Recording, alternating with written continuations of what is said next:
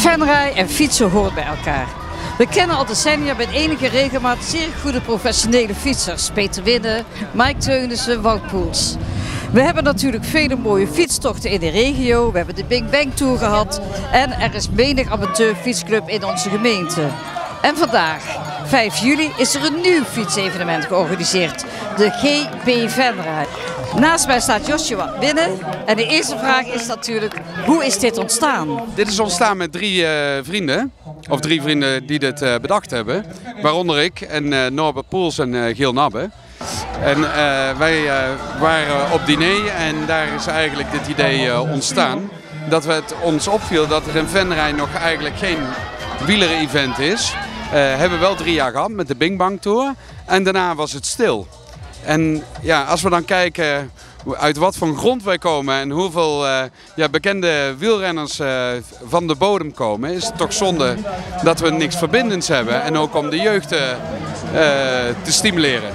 Nou is het niet zomaar even een wielerwedstrijdje wat jullie doen, want het is gewoon een groot evenement geworden in 1 keer. Ja, dat klopt. Dat was ook de bedoeling. We wilden echt een spektakel organiseren, want dat kan ook op het circuit. En ja, dat zien we ook aan de deelnemers vandaag. We hebben deelnemers van 2 jaar tot boven de 80. Dus ja, het is echt in de breedte georganiseerd. Ja, vandaag moet ik fietsen. Ja, want je gaat meedoen aan de prominente race. Ja, ik ken Joshua Winne vrij goed. En ik heb ooit een keer, heel leuk, was ik net afgestudeerd, speelde ik in de voorstelling Fiets. Dus de voorstelling was geschreven door Peter Winne. En dus toen heb ik Peter leren kennen. Dan praat ik over 2005, dus dat is 20 jaar geleden. En Joshua, zijn zoon, die belde mij op en zegt, ja, we gaan iets doen om de wielersport bij jeugd te promoten. Er zit een prominente ronde in, wil je meedoen? En toen zei ik, ja, maar ik fiets eigenlijk bijna nooit meer. Toen zei hij, ja, dat maakt niet uit. Fietsen 20, 25 km per uur, een half uurtje, dat kun jij wel. Dus ja, dus dat is waarom ik erbij ben vandaag. Wat betekent dit evenement voor Venray? Ik denk met name inspiratie. Inspiratie voor de winnaars van over 20 jaar. Ik vind het heel erg knap dat er een aantal vrijwilligers in vrij korte tijd zo'n geweldig evenement hebben neergezet in Venray. Vind je dat dit een jaarlijks terugkerend evenement zou moeten zijn? Ja, ik vind van wel. Ik vind het superleuk. Ik denk ook dat de kinderen het hier allemaal heel leuk vinden. Ook allemaal speeldingen. En dat maakt het wel heel mooi. Dat het voor de kinderen ook nog leuk blijft. Het lijkt me wel. Kijk, als je nou wel ziet wat de belangstelling is van de jeugd en niet vergeten de ouders. Dan is het ook makkelijker om er de tweede keer voor te gaan. En een derde keer en een vierde.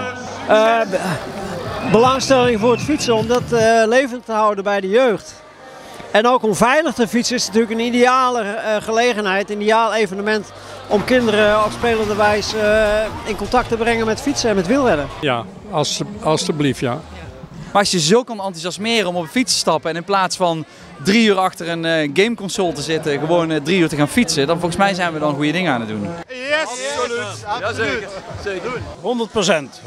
100%. Dat moet zeker elk jaar terugkomen, dat weet ik zeker, ja. Ik vind dit echt zeg maar, het staat van dit jaar al. En ik denk dat het team het nog verder uit kan bouwen en ik hoop dat er gewoon meer mensen gaan komen.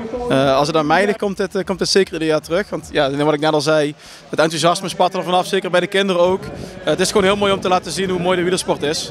Ja, dat denk ik dat het wel heel mooi zou zijn als het jaarlijks terug zou keren. Ja. Ja, vind ik een heel goed idee, vooral ook voor de jongeren. Als je ziet, het aantal wedstrijden nemen steeds meer af voor de jeugdcategorieën.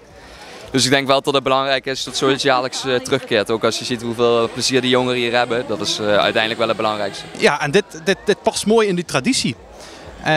Ja, en daarom hoop ik ook om de breedte sport, het wielrennen wat op de kaart te zetten. Dat dit vaker wordt georganiseerd. Ik denk het wel. Ik vind het een leuk evenement, absoluut. Nou ja, we hebben het daar nog niet over gehad natuurlijk, wat mij betreft wel. Want ik denk dat op dit soort momenten echt hele mooie dingen ontstaan waar je je leven lang profijt van hebt. Dus het lijkt me heel goed om in dit soort zaken te blijven investeren. Wat vond je van vandaag?